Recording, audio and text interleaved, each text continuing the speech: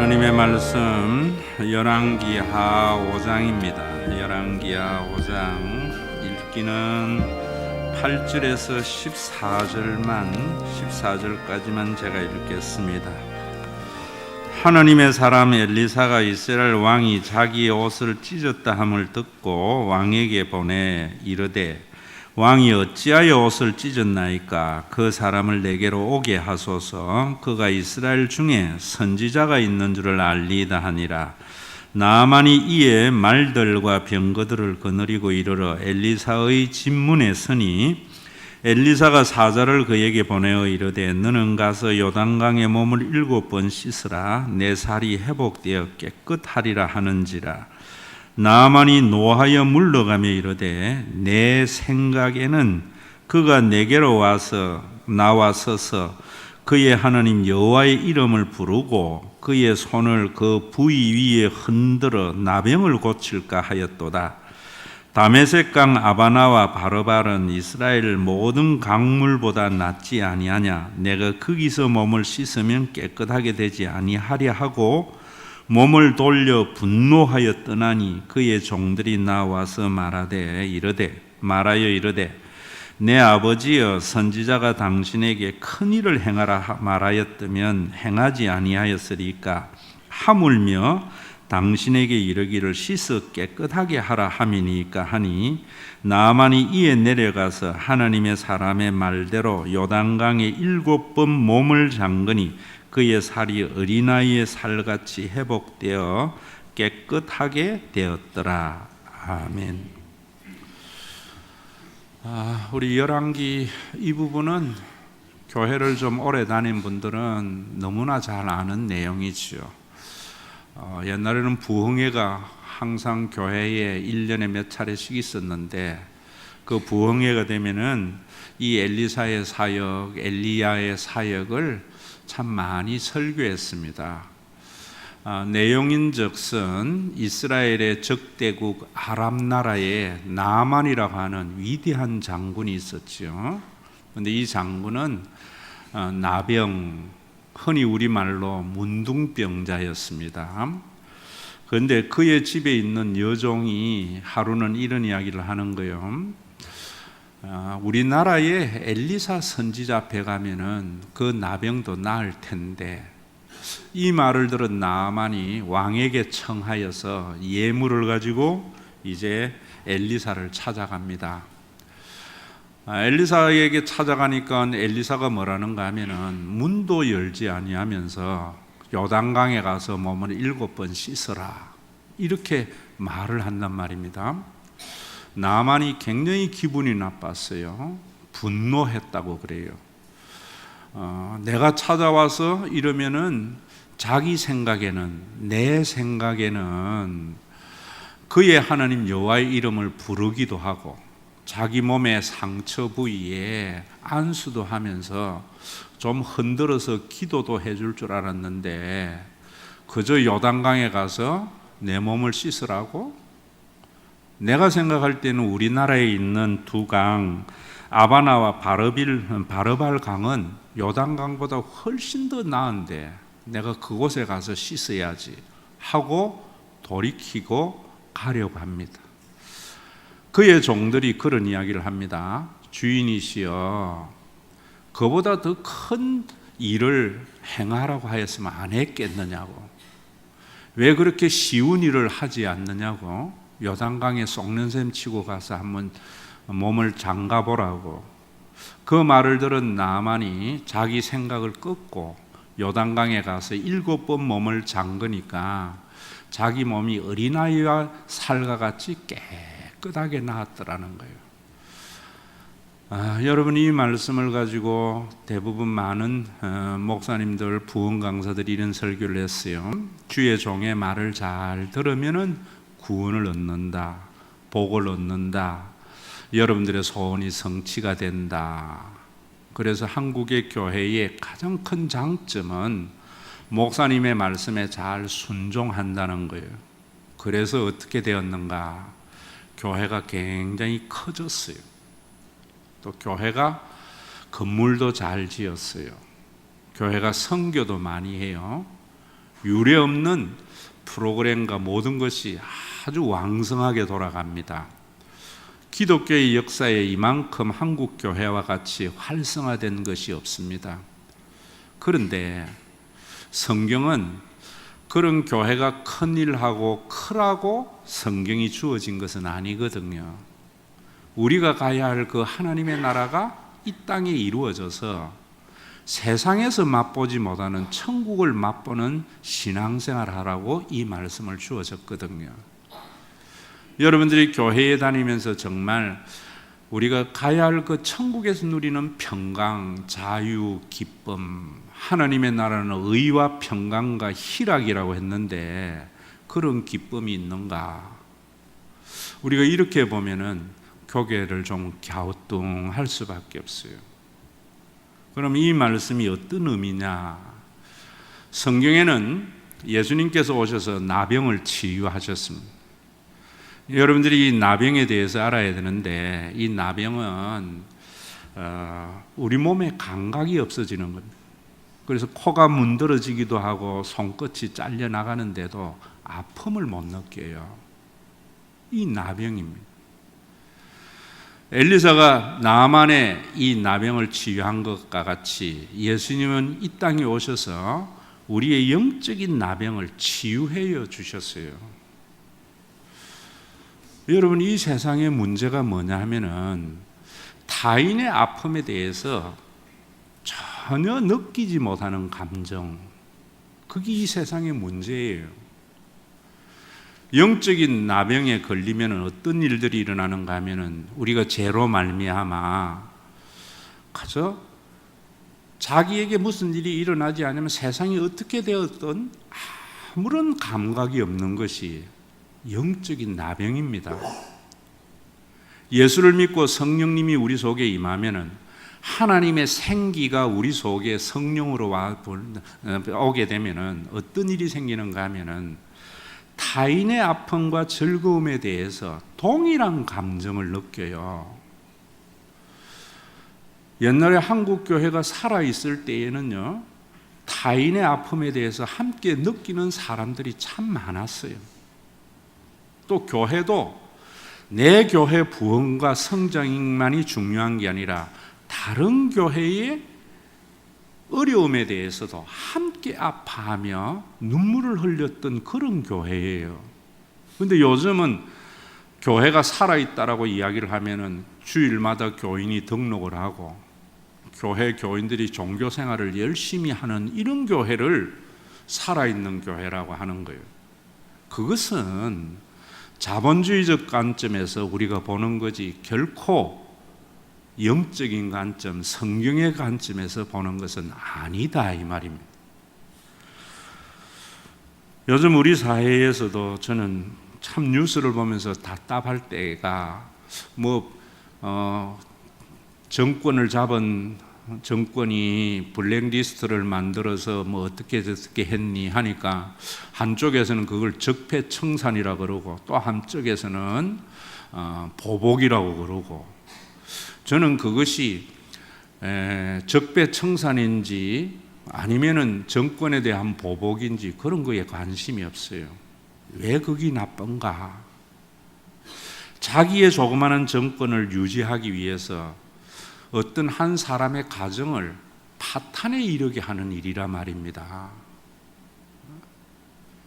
여러분, 그 파탄에 이르게 하는 그 가정은 어떻게 해요? 이런 것이 무감각이라는 겁니다. 우리 속에 이런 것이 얼마나 많아요. 저는 예수를 안 믿는 대통령이 그런 것은 이해가 되는데 장로 대통령이 그런 것은 이해가 안 돼요. 여러분들이 교회가 살아있다는 게 뭐예요?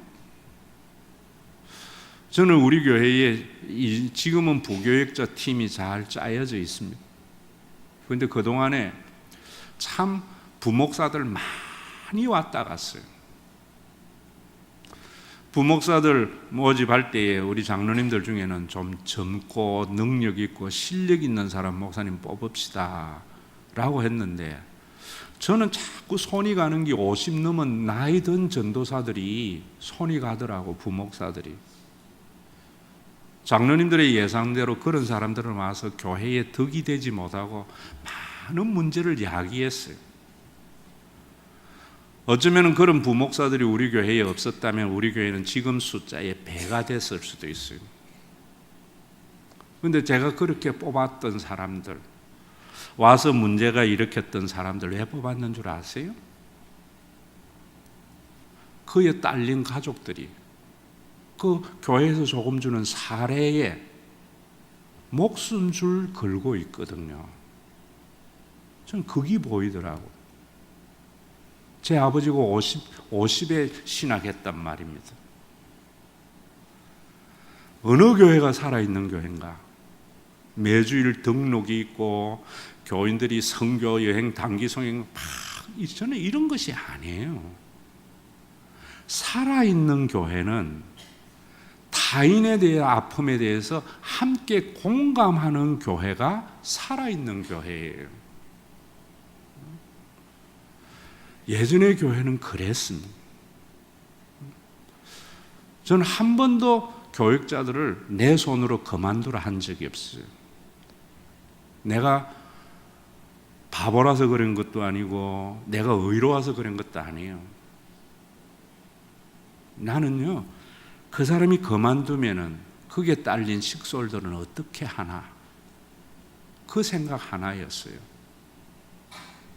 여러분들이 우리 교회가 살아있고 생명이 있으려면은 내 옆에 있는 사람의 아픔에 공감할 수 있는 능력이 있어야 돼요. 그게 성령의 충만함이에요. 그게 말씀이 우리를 지배받는 거예요. 새벽기도 나와서 저녁 늦게까지 교회 일하고 뭐 찬송하고 예배드리고 이런 게 아니에요.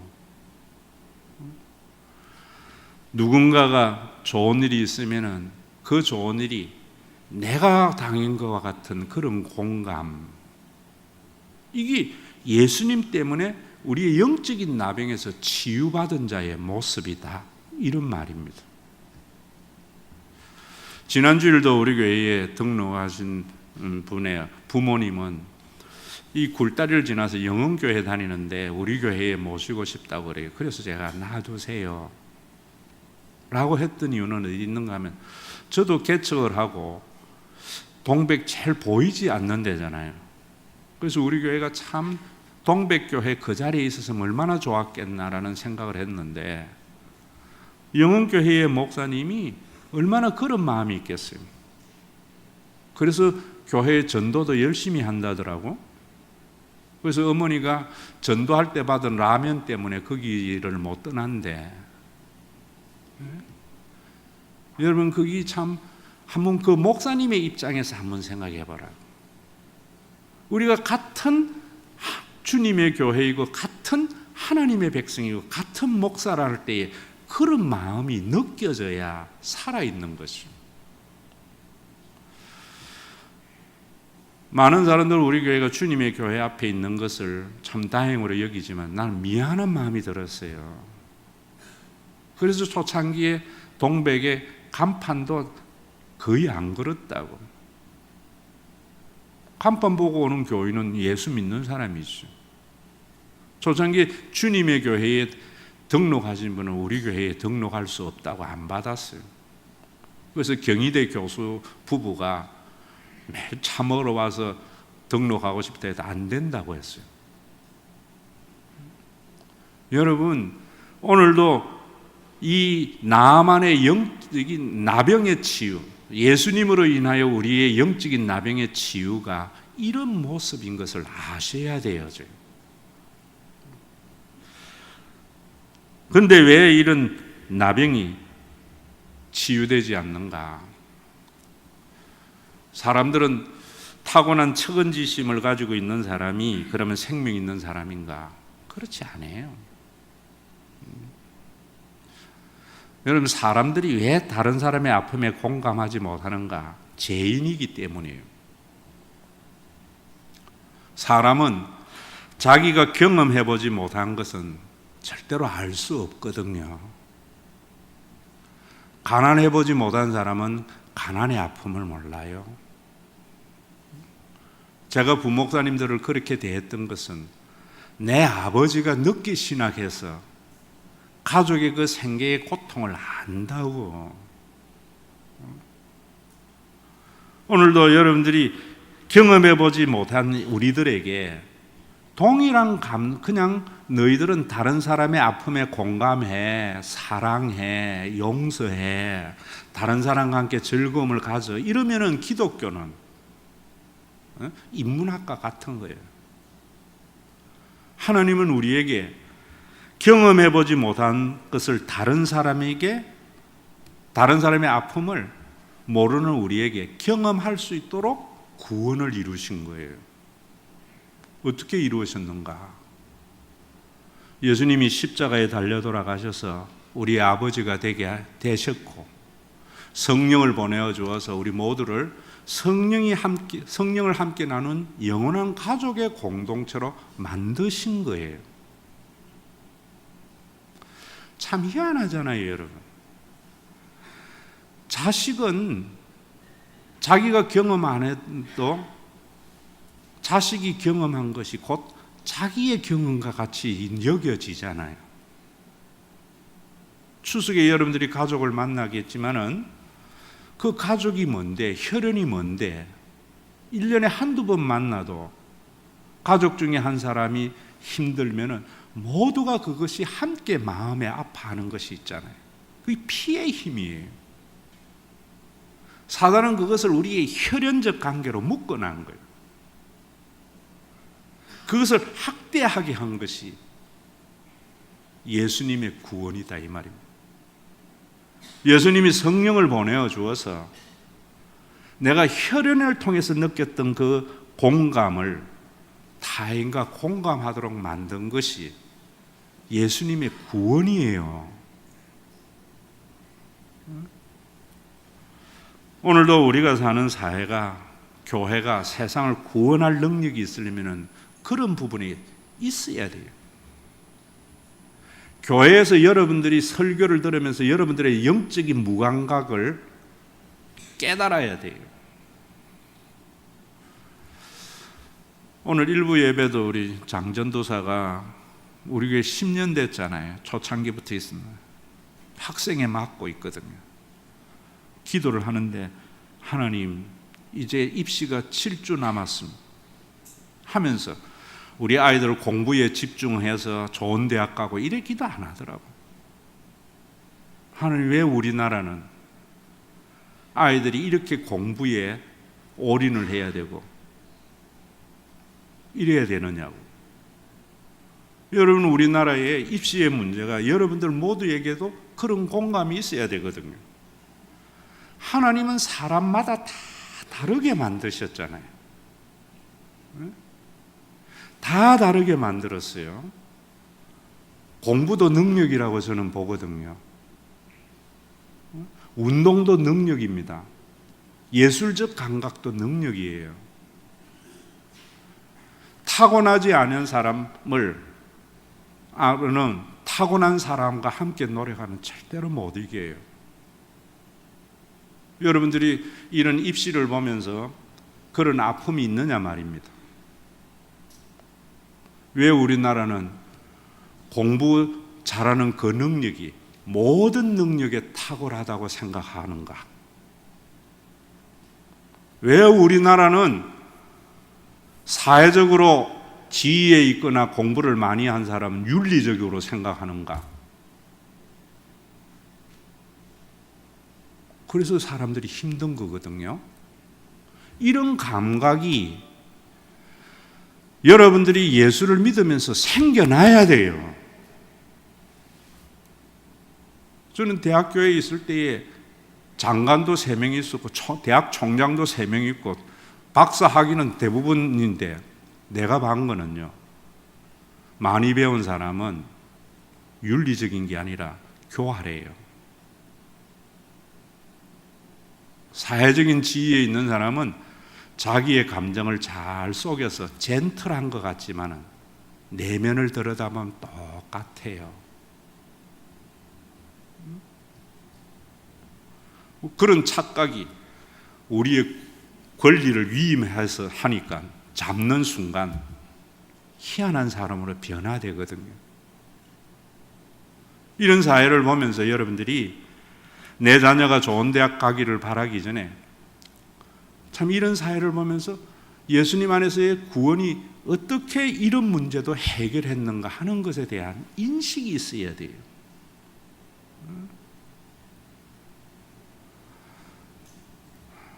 여러분들이 자녀가 떨어진 그 대학의 자리에 누군가의 자녀의 합격에 기뻐하는 것을 보면서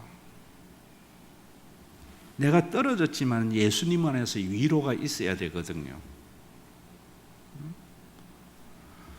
저는 사업을 하는 사람이 예수 믿는 사람이라면은 어떤 독점과 독과적의 점에 아이템이 있을 때 내가 더 많이 가져가면은 이것 때문에 눈물 흘리는 사람이 없을까?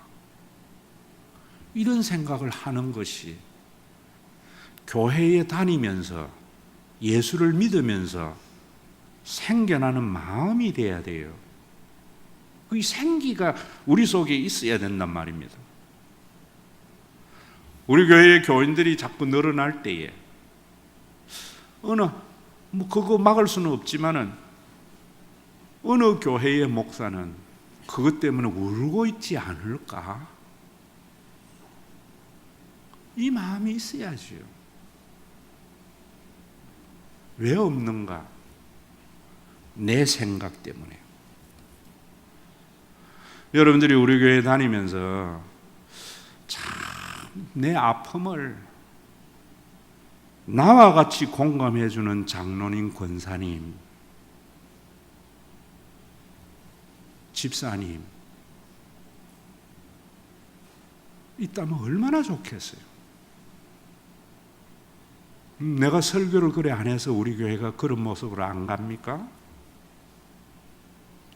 왜 안 되는가? 내 생각에는. 엘리야가 가서 요단강에 가서 몸을 7번 씻으라니까 나아만이 그랬어요. 내 생각에는 지가 나와서 그의 하나님 여호와의 이름을 부르기도 하고 내 몸의 상처에 손을 얹고 흔들기도 할 줄 알았는데 우리나라의 강이 요단강보다 못한 줄 아나? 내가 우리나라 강에 가서 씻으리라. 무슨 이야기입니까? 오늘날 왜 영적인 나병이 치유되지 않는가? 예수 안에서 예수님의 구원과 성령의 역사하심이 없어서가 아니고요. 교인들이 이래 생각해요. 그래도 하나님에게 은혜 복 받고 그 다음에 신앙생활 좀 하려면은 성경도 공부도 하고 제자 훈련도 하고 뭔가 단계도 좀 뛰어넘고 뭔가 내가 그래도 신앙생활 했다고 하는 자각이 생길 수 있는 행위를 해야지. 이 생각을 하는 거예요. 내가 그래도 신앙생활 좀 한다면은 이런 연휴에 기도원에 가서 기도해가지고 방언도 좀 받고 영적인 체험도 하고 이래야 뭔가 내가 하나님의 자녀 되고 예수 믿고 내가 뭔가 된 것과 같은 그런 생각들로 가득 차 있어요. 예수님이 이루신 그 구원을 받아들이기만 하면 되는데 그래서 우리 교회에 오신 분들 중에 그런 분들 많아요. 목사님, 신과 회복 있는 잔치 다음에 코스는 없습니까? 왜 우리 교회는 뭐 기도회나 이런 거 많이 안 합니까? 다 여러분들의 종교인들이 주입한 종교적인 선입견이에요. 성경은 뭐라는가 하면은 영접하는 자, 그 이름을 믿는 자들에게는 하나님의 자녀가 되는 권세를 주신다고 그랬어요. 영접만 하면 되는 거예요. 그 영접이 뭐냐? 11절에 보면 예수님이 자기 땅에 오매 자기 백성들이 영접하지 않더라. 왜 영접을 안 했는 줄 아세요? 유대인들은 자기 생각에는 메시아는 그리스도면은 이런 일들은 해야 될 줄 알았어요. 안식일을 철저히 지키고 자기네들보다 율법적인 규례를 더 잘 지킬 줄 알았는데 예수는 안식일날 미리삭을 따먹어도 병자를 고치기도 하고 자기네들의 종교적인 규례에서 볼 때에는 이건 아니었어요. 그런 그들에게 예수님은 나를 영접하는 자가 하나님의 자녀다. 너희가 생각하는 그런 메시아가 그리스도가 아니다. 그러면서 이는 혈통으로나 육정으로 나지 아니하고 하나님의 뜻으로 나는 자들이다. 예수님을 그리스도로 영접하는 자는 혈통과 연고를 넘어서는 하나님의 뜻으로 나는 새롭게 이로부터 거듭나는 자다. 혈연적 관계에서 공감했던 그 공감이 혈연을 넘어서는 공감으로 가게 된다. 이런 말이거든요. 내 같은 동창에게 느꼈던 동질감이 동창을 넘어서는 감정을 가지게 된다. 내 동양에서 느꼈던 그 감정이 내 동양을 넘어서는 공감이 일어난다.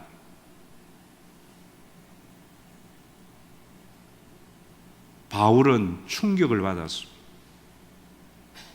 자기는 그래도 율법을 지키고 경건 생활을 좀 하고 그래서 종교적인 체험도 좀 있고 종교적인 업적을 좀 이루어야지 하나님의 구원이 이 땅에 이루어지고 우리가 뭘 좀 해야 의가 이루어진다고 하는데 자기가 깨달은 것은 예수를 주로 입으로 시인만 해도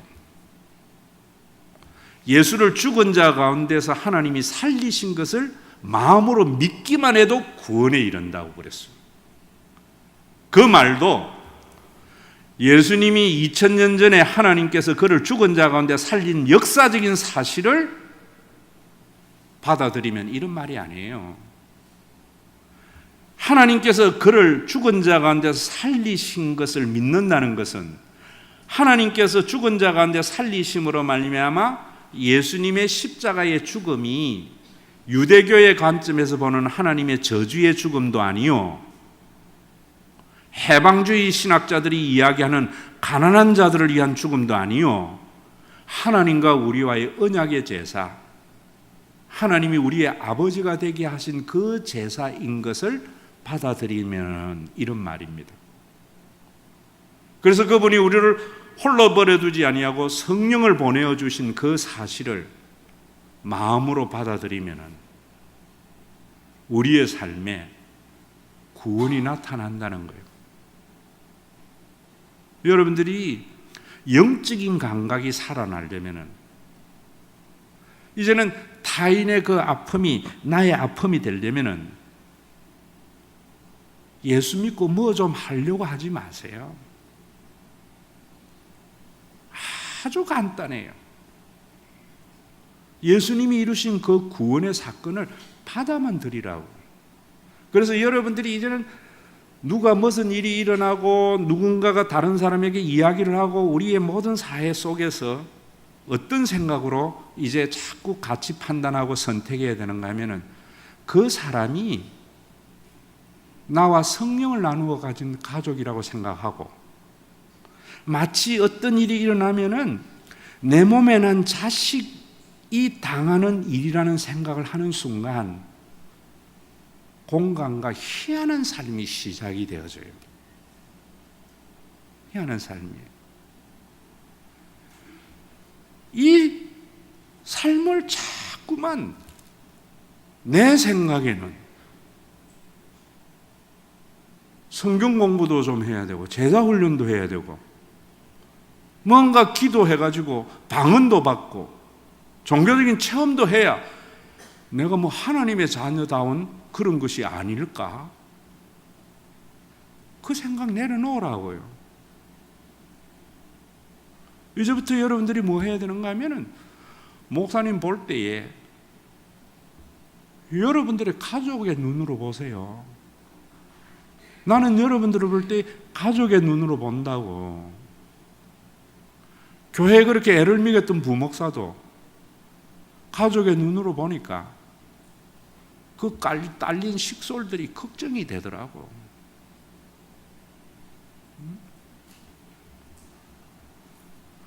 추석일에 오니까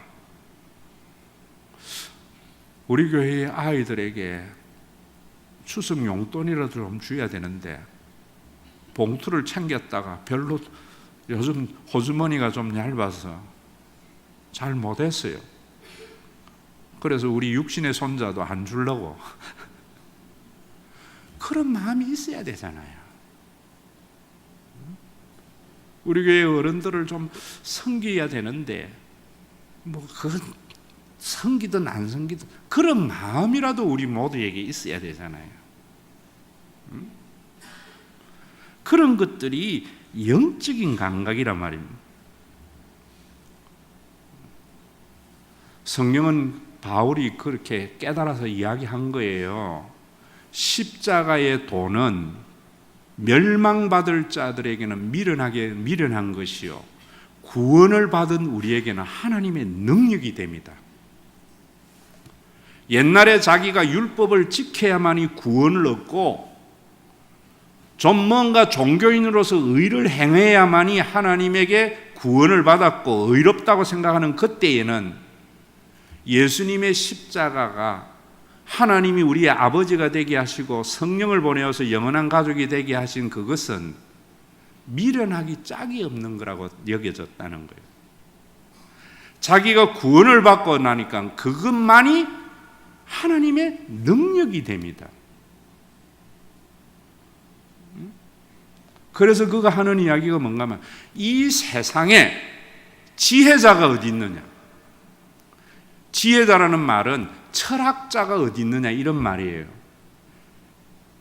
바울이 사는 당시의 헬라 시대에는 최고의 지성, 모든 사람이 존경하고 따라야 할 자가 누구냐면 철학자였다고.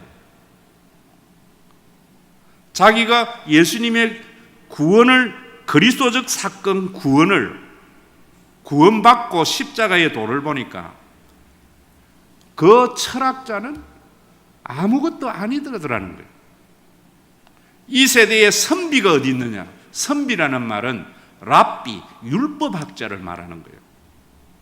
유대인들이 모두 다 존경하고 이 세상에 저런 사람이 있어야 이 세상은 존재한다고 하는 그 랍비들과 율법학자들도 자기가 구원을 받고 보니까 십자가의 도 앞에서 보니까 미련한 것이더라는 거예요. 이 세대의 변사가 어디 있느냐? 이 세대의 진리를 논하는 자가 어디 있느냐? 하나님께서 이 세상의 지혜를 미련하게 하셨느니라. 저는 요즘 교인들이 인문학에 열광을 하는 거 보면 이해가 안 돼요. 제가 여러분들에게 법정이나 해민이나 뭐 이런 사람들을 우습게 여기는 것은 내가 잘나서 그런 게 아니고요. 복음 십자가의 도를 알게 보면은 그런 것들은 미련하기 짝이 없이 보여져요. 그런데 왜 교인들이 그러는가?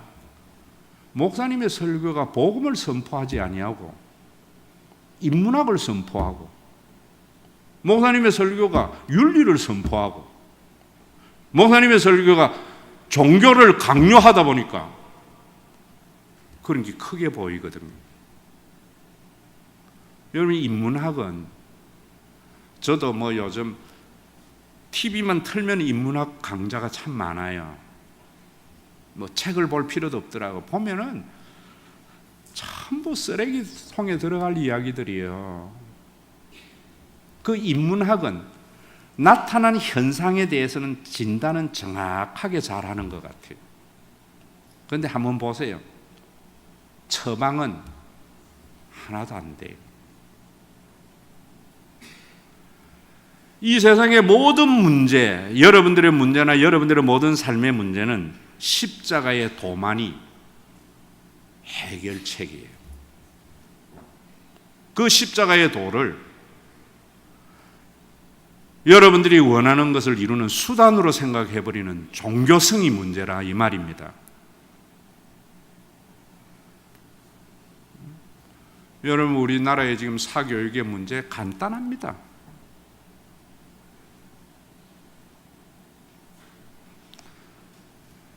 내 자녀가 대학에 들어가고 싶은 상대방의 경쟁자도 내 몸에서 난 자녀라고 생각하면 우리 달라지지요. 지금 우리나라에서 뭐 적폐나 모든 것들 다 가족의 눈으로 보지 않아서 일어나는 일들이거든요. 여러분들이 다니면서 속상하고 뭐 댓글이나 이런 거 얼마나 가슴 아파요. 사이버 공간에서 일어나는 많은 일들, 내가 그 말하는 그 사람이 내 가족이라 생각하면 다 해결되어져요. 교회는 법을 만들고 재정을 만들고 사람들을 깨우치는 게 아니에요. 아주 간단한 방법. 같이 천국을 유업으로 받을 자라는 것.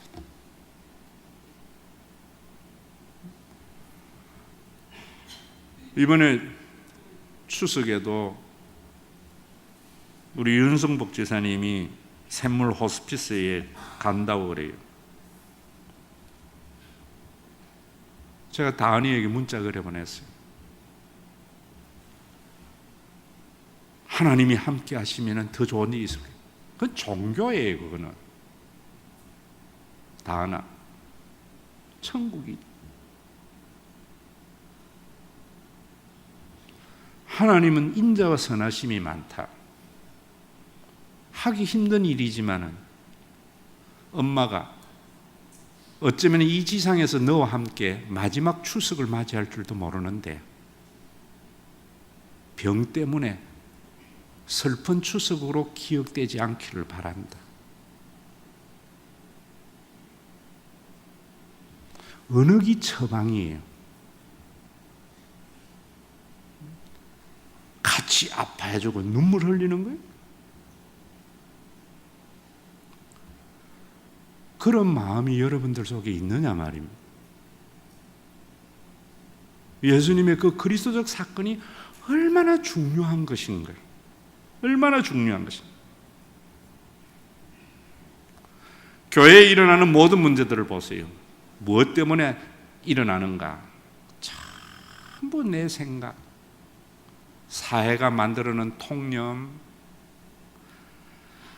자기가 경험한 조그마한 경험, 종교인들이 만들어낸 종교적인 선입견, 이런 걸가 성경을 전부 각색해버리는 거예요. 여러분들이 우리 교회 와서 듣는 이야기 그 이야기잖아요. 하나님이 아버지입니다. 아버지 노릇 해주심을 믿으면서 살아서 이제 상대방을 경쟁의 대상으로 삼지 말고 섬김의 대상으로 삼으세요. 나에게 잘못한 사람 화가 나지요. 그럴 때에 가족으로 봐서 내가 하고 싶은 말 참아지지요. 이런 교회가 생기가 있는 교회입니다. 뭐 막 교회가 돌아가는 교회가 아니고, 돌아가는 것은 그런 거 생기 있는 건 주식회사고, 가정이 가면 막 돌아가고 분주합니까?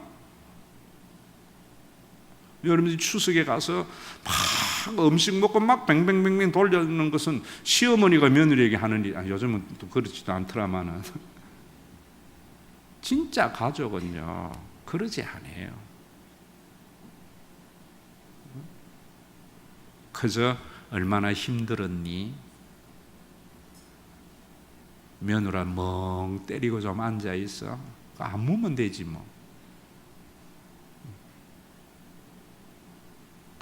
여러분, 신앙과 복음이 우리를 지배하는 삶이 뭔가를 생각해야 된다고. 뭔가를.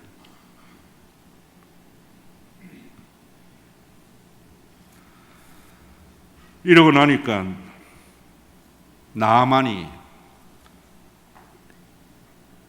하나님으로 인하여 자기의 나병이 치유가 되고 나니까 뭐라는가 하면은요, 온 천하에 하나님 한 분 여호와밖에는 없다고 고백을 해요. 그러면서 자기 고향으로 돌아갈 때에 흙을 좀 가져가서 여호와를 위한 제단을 만들겠다고 그래요. 그러면서 한다는 소리가 이거 하나는 좀 양해를 바랍니다 라고 말을 해요. 우리 아람의 왕이 림몬을 섬기는데, 림몬 섬길 때 신전에 들어갈 때 꼭 내 손잡고 가는데, 왕이 그 신전에 무릎을 꿇을 때 나도 함께 무릎을 꿇을 수밖에 없는데, 그것은 림몬을 섬겨서 그러는 것이 아니라 내가 왕을 보좌하는 역할을 하는 거니까 내가 혹시 무릎을 꿇더라도 그건 좀 용서해 주세요. 하나님 한 분만 내가 섬기겠다. 여러분 참 그저 제사상에 절만 안 하면 된다고 생각하는 게 아니에요. 절은 안 하는데 하나님이 이루신 구원을 안 받아들이는 그리스도인들은 너무나 많아요. 진정으로 여러분들이 무릎을 꿇지 말아야 할 것이 뭐냐?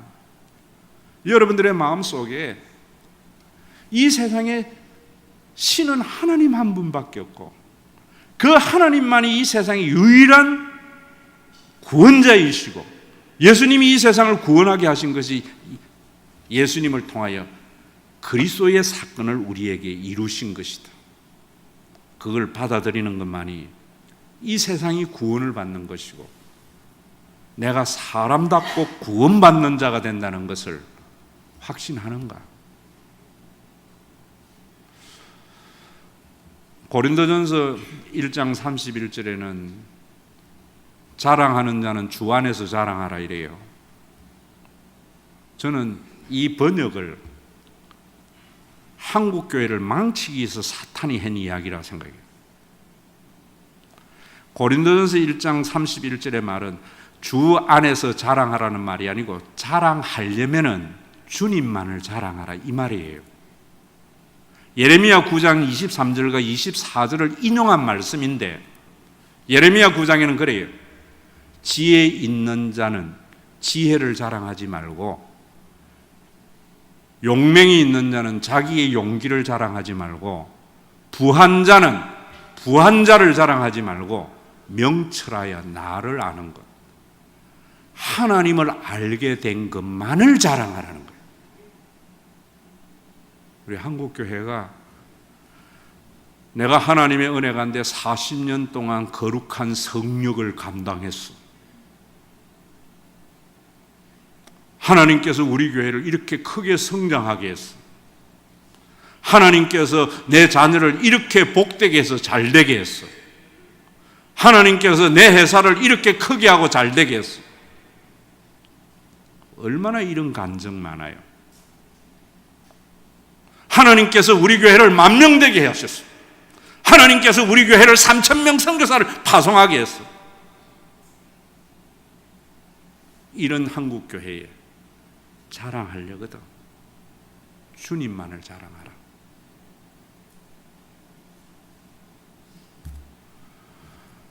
여러분들 속에 이거 무너뜨리기가 너무나 힘들어요. 오래 믿은 사람, 중직자일수록 안 무너져.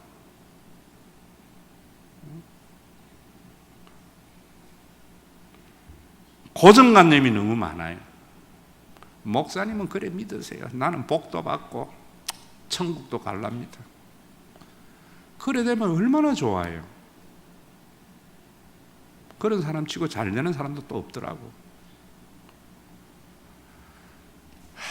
자녀를 길러보면은 고3 되면은요, 대학 들어가는 것만 들어가도 세상에 걱정이 없을 것 같지만은 애 대학 보내보세요. 취직 걱정은 더 커요. 취직만 되면 이제 부모로서 나는 세상 다 사는 것 같지만은 또 살아보세요. 결혼은 더 크고요. 결혼만 시키면 다 끝나는 줄 알았지만은 돌아올까 봐 더 큰 걱정이 있고. 그래서 저는 36살면 딸 보고 결혼하라 소리 안 해요. 지가 알아서 해야지. 여러분, 정말 중요한 것은요, 예수님의 그 구원, 그걸 받아들여서 타인의 아픔에 함께 아파할 줄도 알고요, 타인의 좋은 일에 함께 즐거워도 할 줄 아는 그런 삶이 죽어서 가는 그 천국을 땅에서 맛보는 삶이에요. 간단합니다. 어떻게 해야 되는가? 어떻게 살아나야 되는가? 기도해가지고 은사 받아가 방언해야 되는가? 종교인들이 만들어낸 성경의 스텝을 따라서 제자 훈련을 하면은 그런 것들이 여러분들에게 주어지는가? 천만에요. 오늘 이 시간부터 하나님의 아버지 되심을, 2000년 전에 예수님 십자가에 죽으심으로 그것을 이루신 것을 받아들이고 영원한 가족의 공동체로 살도록 성령을 보내어 주어서 만들어진 게 교회인 줄 알았어. 이제는 여러분들이 항상 모든 것을 볼 때에, 제가 이런 설교에 간증을 하고 무슨 찾을 예를 하려 해도 없어. 그래서 내 이야기 하는 거예요. 제가 신앙생활을 해보니까 그때부터 완전히 보는 게 달라져요.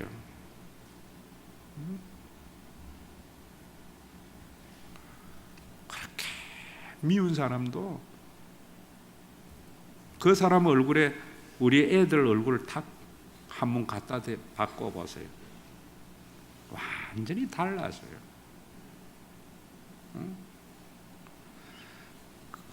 너무나 간단한 이야기예요.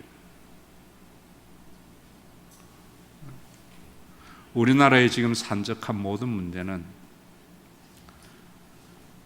가족으로 보지 않는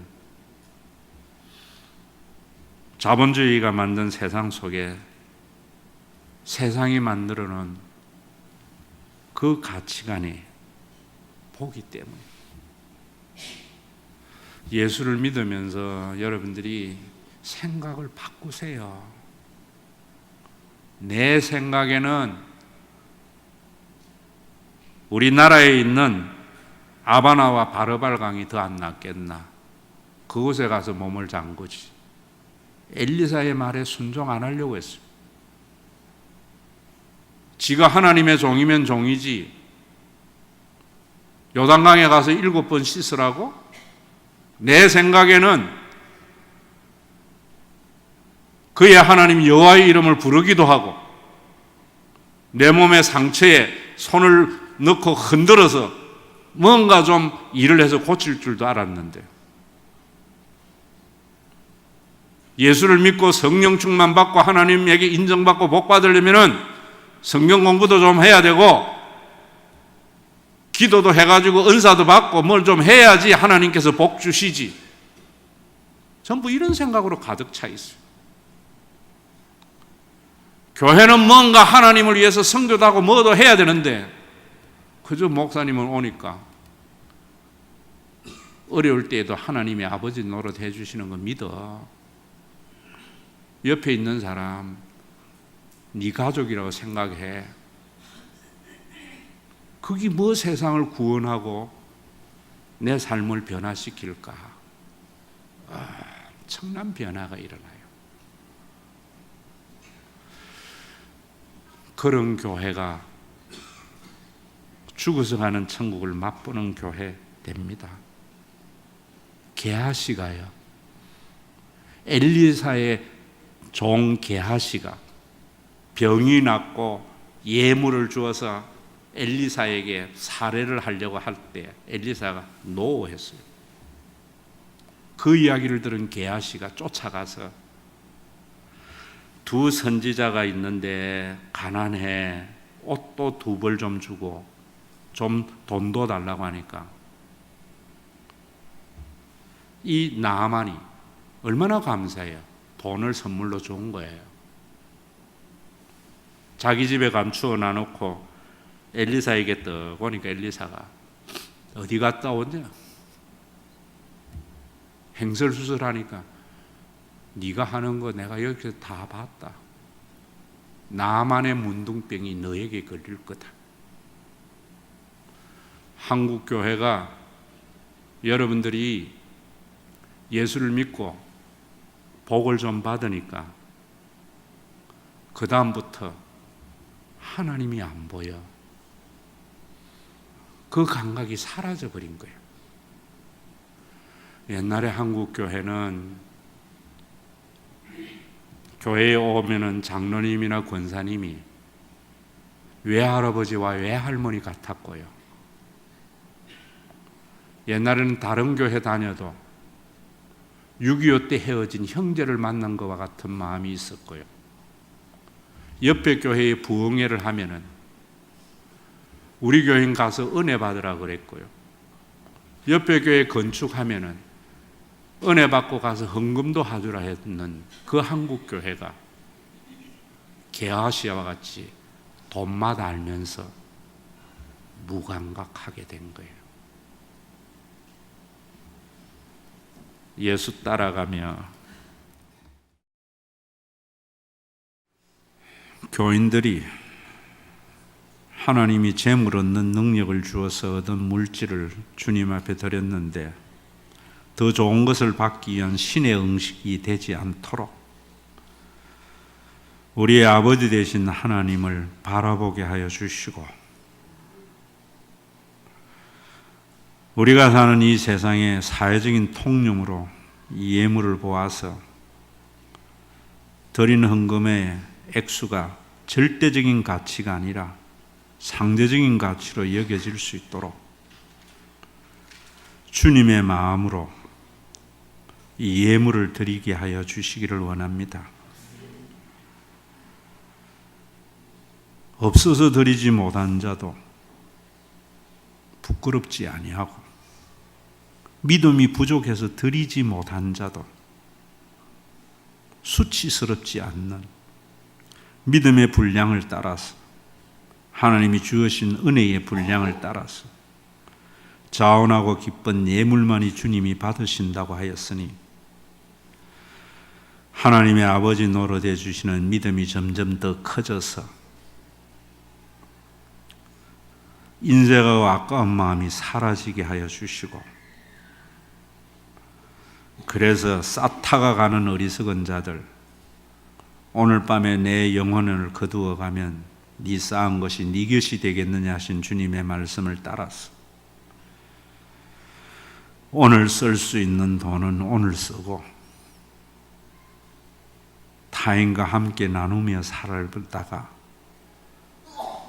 내 생각, 내 염려대로 내 인생이 가는 것이 아니라 하나님의 뜻 가운데 가는 줄 알아서 주님 앞에 갈 때 빈손 들고 갈 수 있는 신과 회복 있는 교회 성도들이 되게 하시고, 그렇게 살아도 노후를 걱정하지 않는 나라가 되게 하여 주시고, 교회가 될 수 있도록 우리 모두에게 신앙의 체험을 통해서 나아만과 같이 천하의 여호와 하나님 한 분밖에 없구나 라고 고백하고, 림몬 신전의 왕의 손을 잡고 무릎을 꿇을지라도 마음의 무릎을 꿇지 않는 신앙의 신실함을 허락해 주시기를 원합니다. 제사상에 절하지 않는 싸움만이 아니라 재물에 굴복하지 않는 신앙의 절개를 교인들에게 허락해 주시기를 원하오며, 내세울 것 없는 우리들을 지명하여 불러서 하나님의 소유된 자 되게 하시고 천국을 유업으로 주며 부활의 소망을 주신 우리 주 예수 그리스도의 이름으로 기도드리옵나이다. 아멘. 평생 쌓다가 누구의 것이 되지도 못하는 재물에 매여 사는 우리들에게 우리의 생명의 주인이 하나님이심을 알도록 십자가의 언약의 제물이 되신 우리 주 예수 그리스도의 무한하신 은혜와 우리를 만드신 하나님은 우리에게 율법으로 올가매는 하나님이 아니라 아무런 가치가 없는 자에게 어떠한 대가도 바라지 않고 자신의 모든 것을 내어주신 그리스도의 사건을 통한 하나님 아버지의 사랑하심과 이제는 경쟁과 이김의 대상이 아니라 남의 아픔에 무감각한 영적인 나병을 치유하기 위하여 우리 모두를 하나님을 함께 나누어 가진 영원한 가족이 되도록 강림하신 성령님의 교통하심이 오늘도 어떠한 어려움에도 하나님이 아버지 노릇해 주실 믿음을 저버리지 아니하고 어떠한 인간관계 속에서도 자신의 혈연의 가족을 바라보는 눈보다 더 진한 사랑과 애정의 눈으로 바라보기를 원하는 내 생각을 벗어버리고 예수 그리스도의 그리스도적 사건을 받아들이기를 원하는, 그래서 하나님의 구원을 맛보며 살다가 천국 가기를 원하는 믿음의 권속들과 세상과 전혀 다른 공동체, 주님이 몸부려 세우신 교회 위에 이제로부터 영원토록 항상 함께 계실지어다.